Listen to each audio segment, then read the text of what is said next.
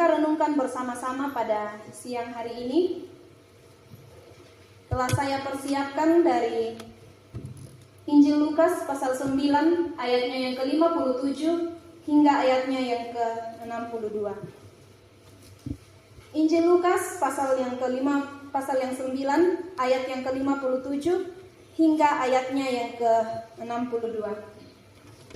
Jika Bapak Ibu sudah mendapatkan, mari perhatikan, saya akan membacakannya bagi kita semua. Injil Lukas pasal 9 ayat 57 hingga ayatnya yang ke-62.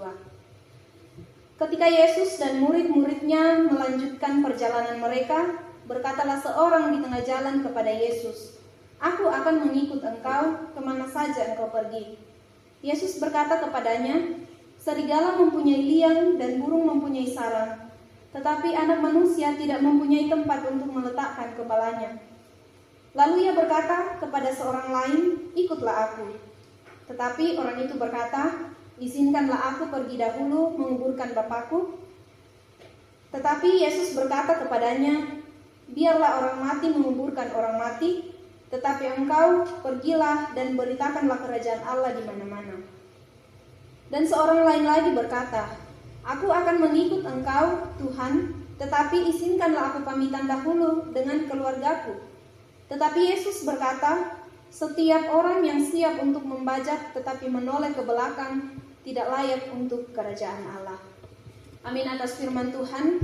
Dan seperti yang saya katakan dalam ibadah pertama tadi, bahwa pada hari Minggu yang lalu kita telah bersama-sama belajar tentang upah mengikut Yesus, dan pada saat ini masih seputaran tentang hal mengikut Yesus, yaitu komitmen dalam mengikut Yesus. Komitmen dalam mengikut Yesus. Inilah yang akan menjadi pokok perenungan kita bersama-sama pada saat ini. Namun sebelum kita jauh membahas tentang komitmen dalam mengikut Yesus, ada satu pertanyaan kepada kita semua yang hadir pada saat ini, yaitu, siapakah pengikut Yesus? Siapakah pengikut Yesus? Nah, pertanyaan ini adalah suatu pertanyaan yang sangat sederhana. Bahkan seringkali kita mendengarkan pertanyaan ini. Lalu bagaimana jawaban kita bersama-sama tentang pertanyaan yang sederhana ini? Apa jawaban kita ketika ada orang yang bertanya kepada kita, siapakah pengikut Yesus?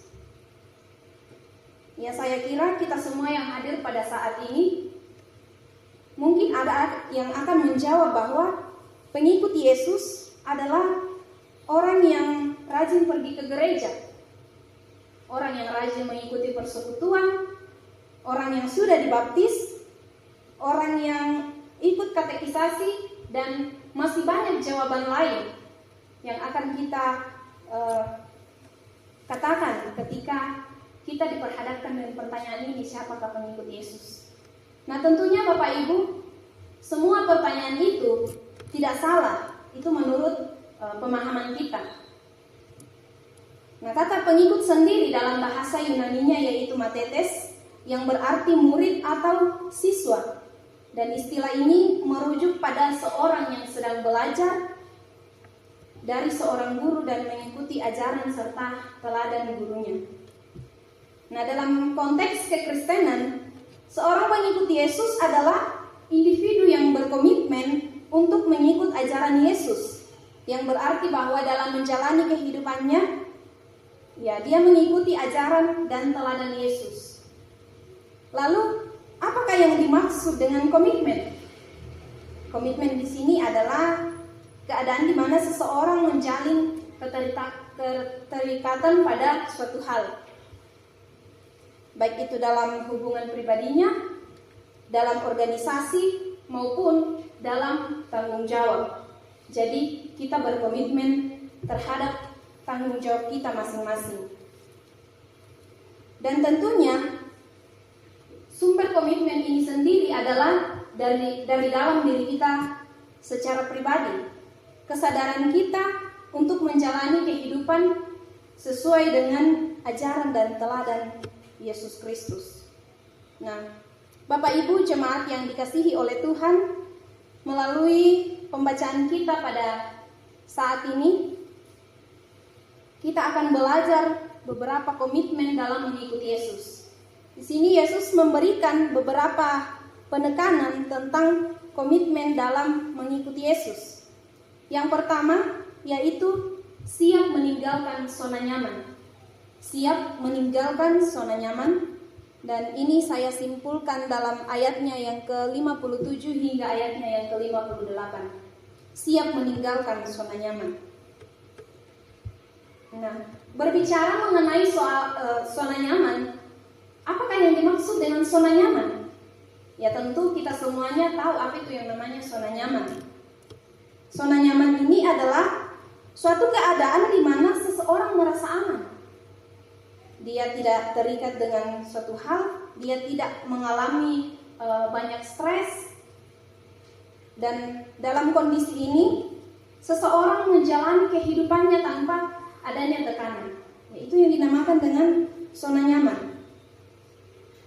Tetapi, meskipun zona nyaman ini memberikan kenyamanan kepada kita, memberikan rasa tenang kepada kita, tetapi ketika kita terlalu lama dalam keadaan zona nyaman ini, itu juga akan memberikan dampak yang buruk bagi kita. Ketika kita terlalu lama dalam zona nyaman, memberikan dampak yang buruk bagi kita. Terlalu lama di dalam keadaan zona nyaman ini akan membatasi pengalaman kita, akan membatasi interaksi kita dengan orang lain. Bahkan juga dapat memberikan dampak yang negatif bagi pertumbuhan kita, pertumbuhan spiritual kita.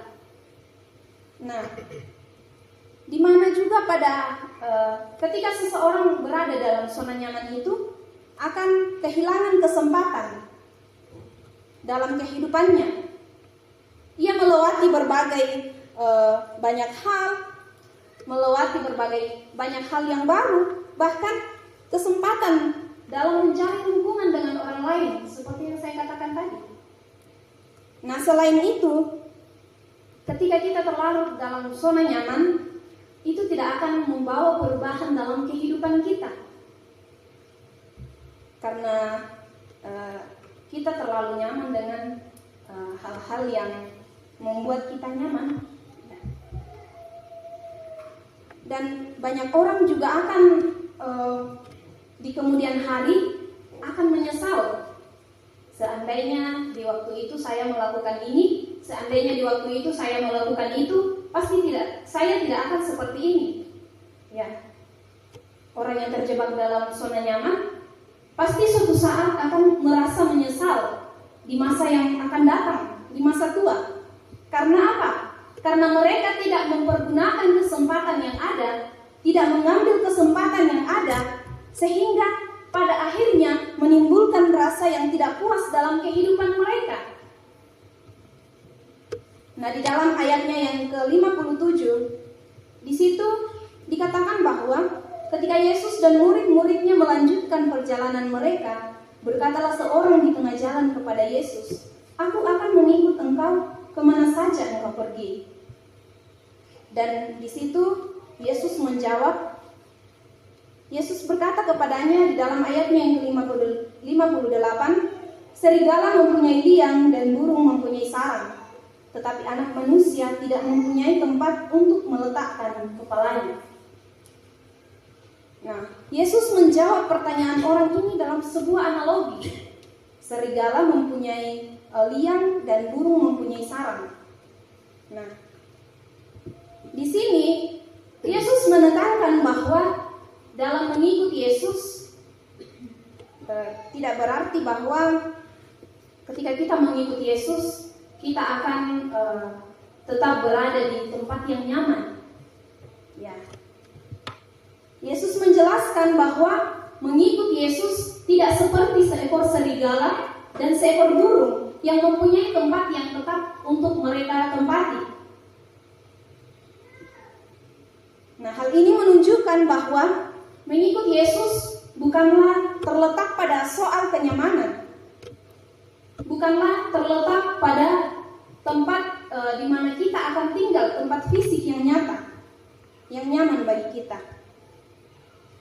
Dan Yesus juga menekankan bahwa untuk menjadi pengikutnya, kita harus mengutamakan Yesus di atas segala-galanya.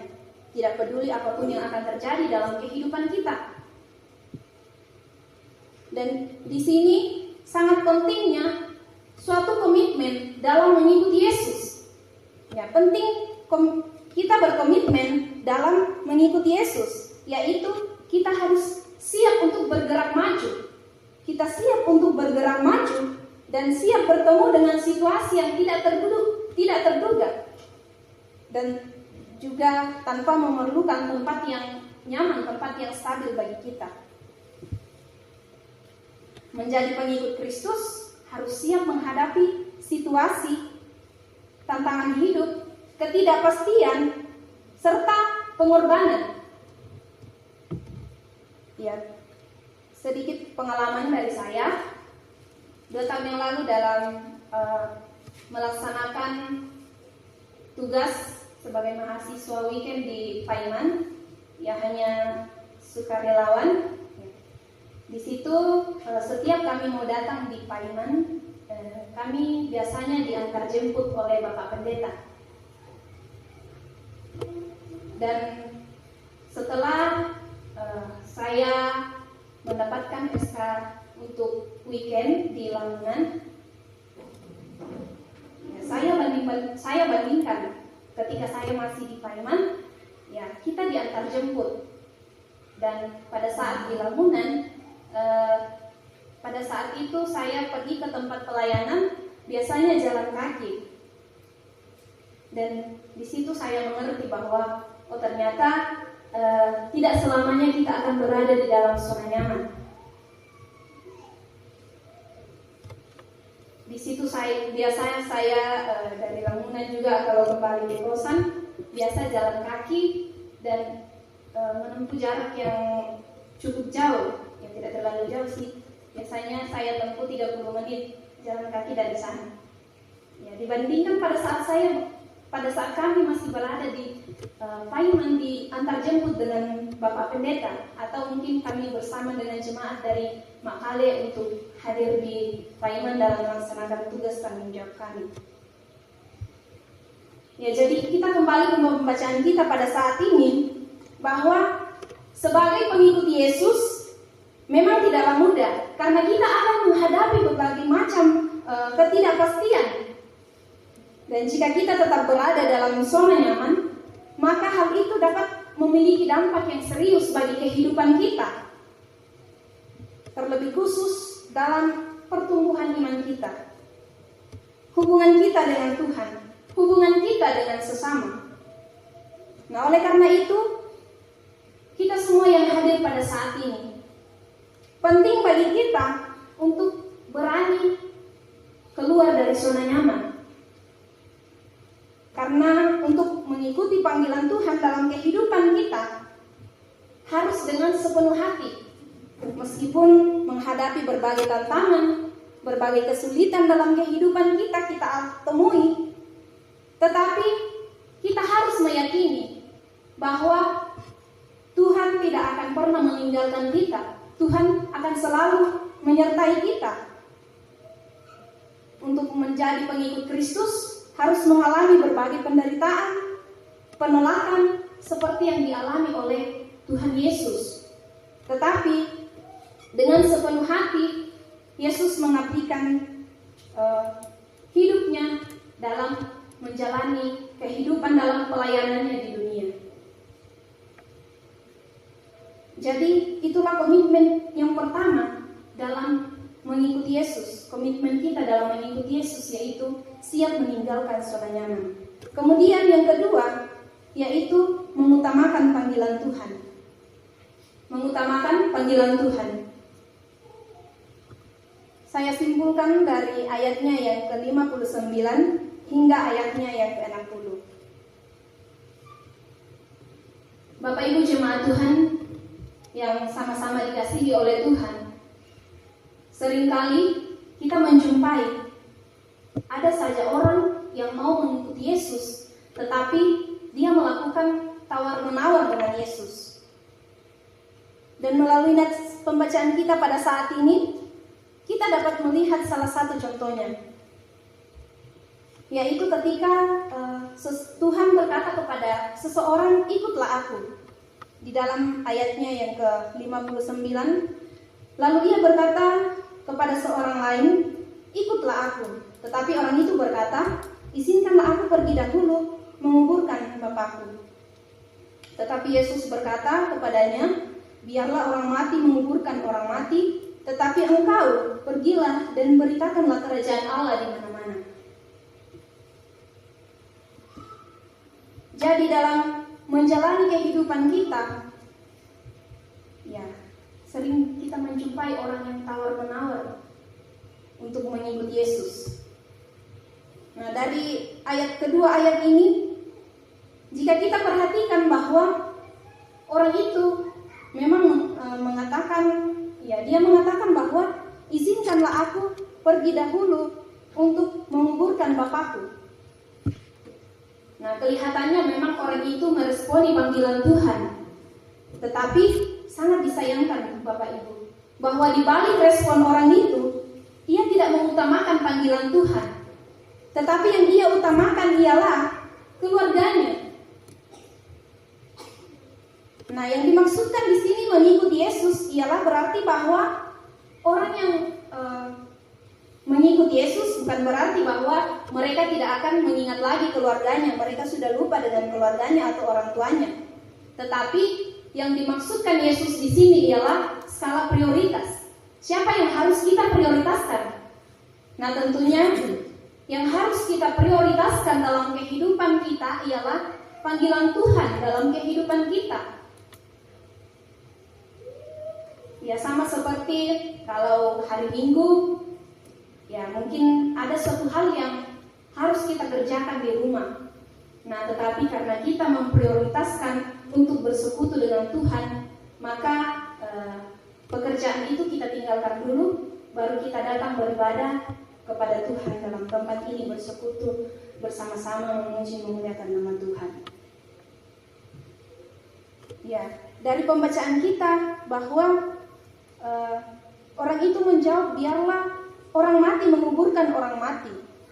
Ya, dalam tradisi Yahudi, menguburkan orang yang mati, melakukan penguburan itu merupakan suatu tanggung jawab yang penting. Tetapi Yesus menekankan bahwa menjadi pengikutnya, bahwa harus menjadi prioritas utama. Ya, kita mengikuti Yesus itu kita harus jadikan sebagai prioritas utama kita. Maksud Yesus mengatakan bahwa biarlah orang mati menguburkan orang mati. Orang mati yang dimaksud di sini bukan berarti bahwa orang yang mati secara fisik. Nah, tetapi yang dimaksudkan di sini ialah merujuk kepada mereka yang mati secara rohani. Mereka yang tidak peka terhadap panggilan Tuhan, yang menunjukkan bahwa mereka tidak siap mengikuti panggilan Tuhan.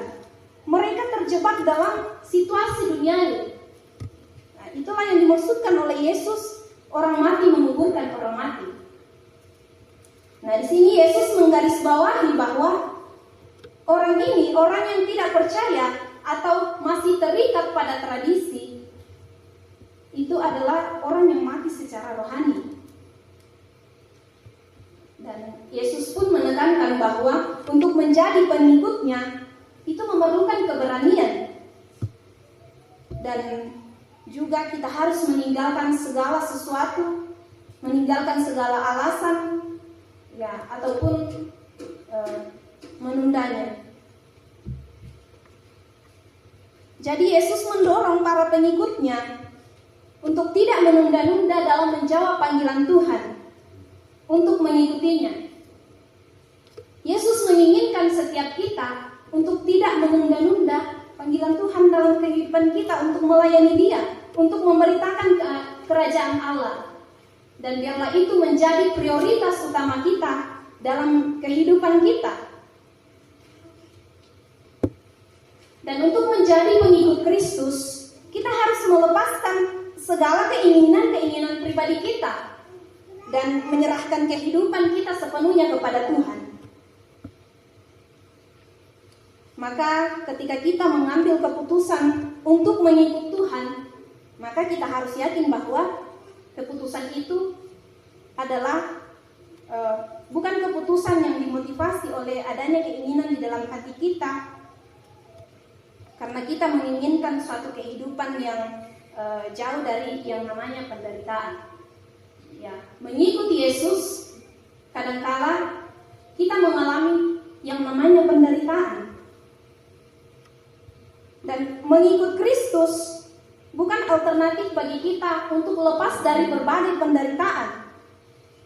Ya, memang untuk memenuhi panggilan Allah untuk menjadi pengikutnya bukanlah suatu hal yang mudah.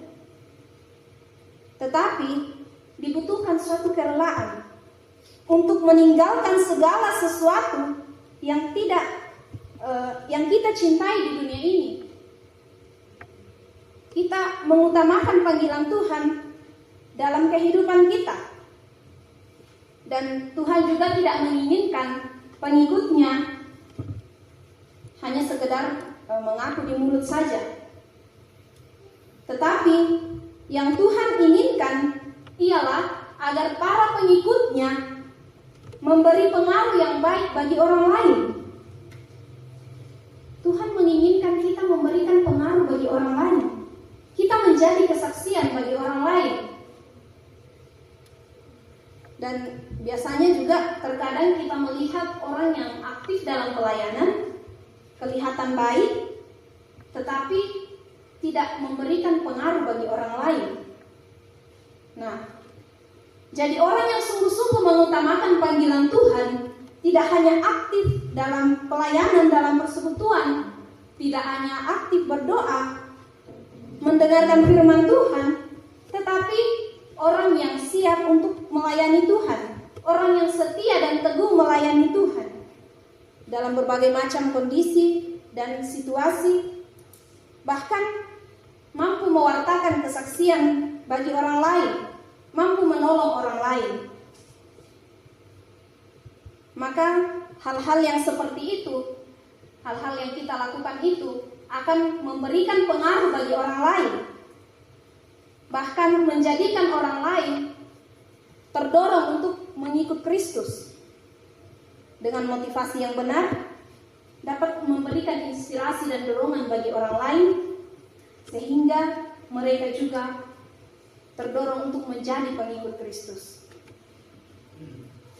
Dalam ayatnya yang ke-60, di situ mengajarkan bahwa menjadi pengikut Kristus itu memerlukan dedikasi dan prioritas yang jelas terhadap tugas yang diberikan kepada kita. Jadi hal ini menuntut kesediaan kita, menuntut kesiapan kita, tanpa kita harus menunda-nunda dalam menjawab panggilan Tuhan, mengutamakan panggilan Tuhan. Tidak ada kata penundaan untuk panggilan Tuhan, untuk kita menjadi kesaksian bagi orang lain, memberitakan kabar sukacita kepada orang lain. Nah, itulah komitmen yang kedua sebagai pengikut Yesus.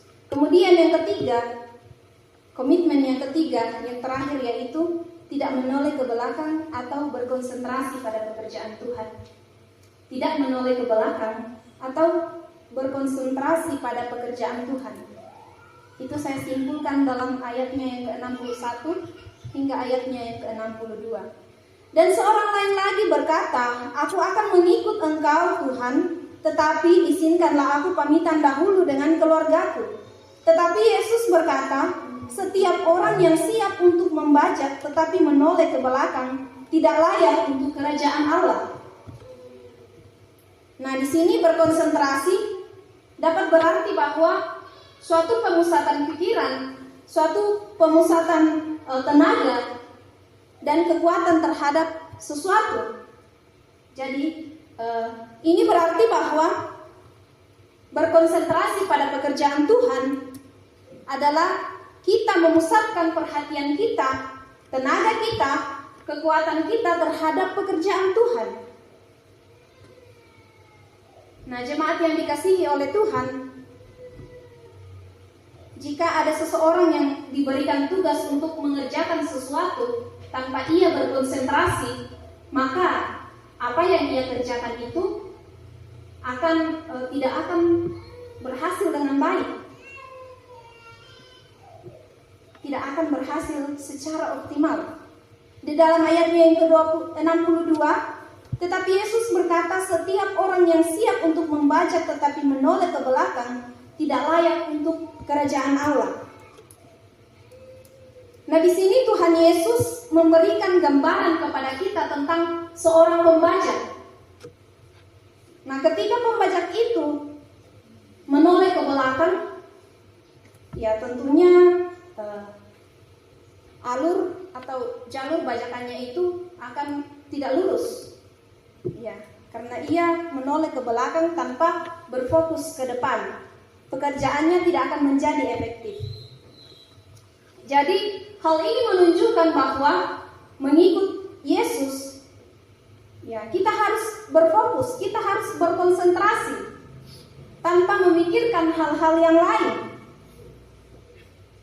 Nah, ketika membajak adalah langkah awal untuk menyiapkan tanah bagi benih yang akan ditanam, maka dalam konteks kekristenan, bahwa menjadi pengikut Kristus harus mempersiapkan diri untuk menyebarkan Injil tanpa terpengaruh oleh hal-hal yang lain, tanpa terpengaruh oleh masa lalu atau hal-hal yang akan mengalihkan perhatian kita.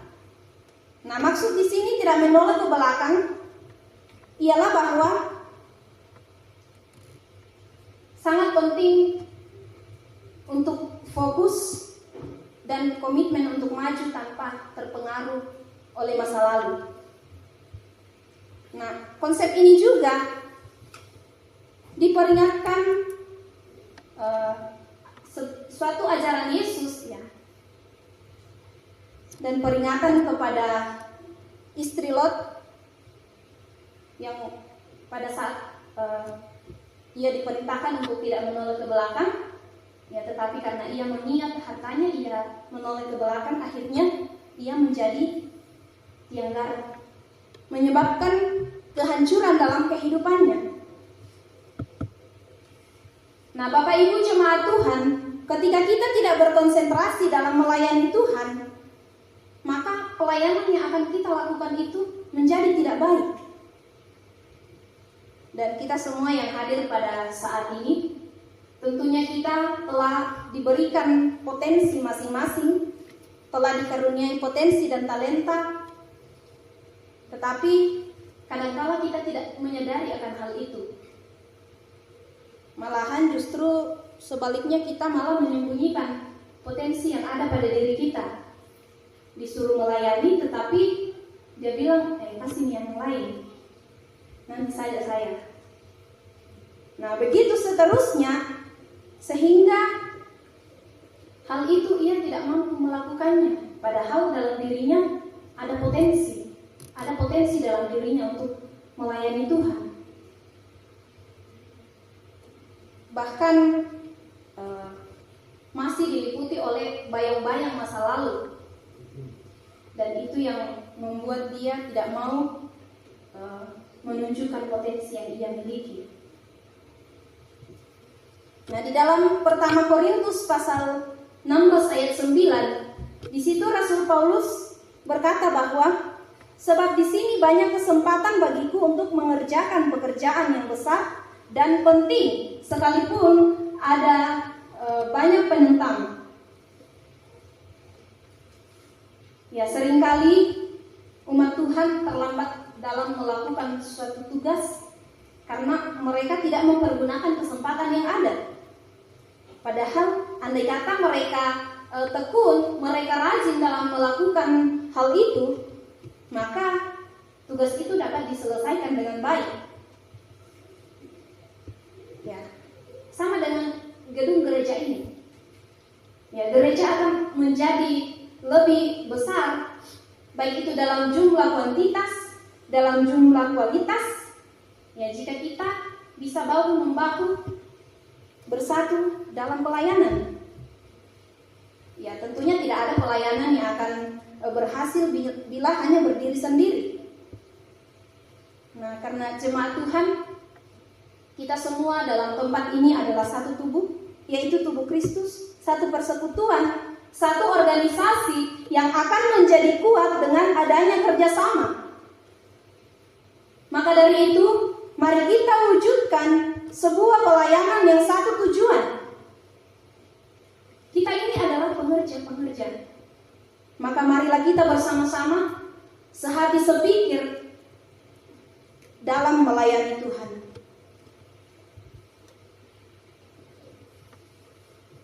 Dan firman Tuhan ini mengajarkan kepada kita bahwa kita harus fokus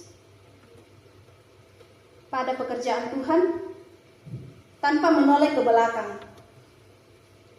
Kita harus melangkah maju dalam iman kita, dalam iman percaya kita kepada Tuhan, dan dengan yakin bahwa Tuhan akan memampukan kita sehingga pekerjaan Tuhan boleh dikerjakan dengan baik. Dan melalui firman Tuhan pada siang hari ini, kita telah bersama-sama belajar tentang komitmen dalam mengikuti Yesus, yaitu siap meninggalkan zona nyaman, mengutamakan panggilan Tuhan, tidak menoleh ke belakang atau berkonsentrasi pada pekerjaan Tuhan, sehingga kita menjadi seorang pengikut Kristus yang baik. Sebelum saya mengakhiri khotbah pada siang hari ini, saya mengajak Bapak Ibu, kita akan menyanyikan satu pujian, Mengikuti Yesus Keputusanku. Ya, lagu ini diambil dari kata-kata seorang lelaki yang berasal dari Assam, suatu desa di timur laut India. Nah, setelah ia menerima Kristus, ia mendapat ancaman. Kepala suku Assam memaksanya untuk meninggalkan imannya. Namun ia berkata, "Mengikuti Yesus keputusanku." Sekalipun ia mendapat ancaman, tetapi sekali lagi ia mengatakan bahwa ia tak gentar. Ketika melihat istrinya dibunuh, keputusannya pun tetap tidak berubah. Ia tetap mau mengikuti Yesus. Mari kita bersama-sama menyanyikan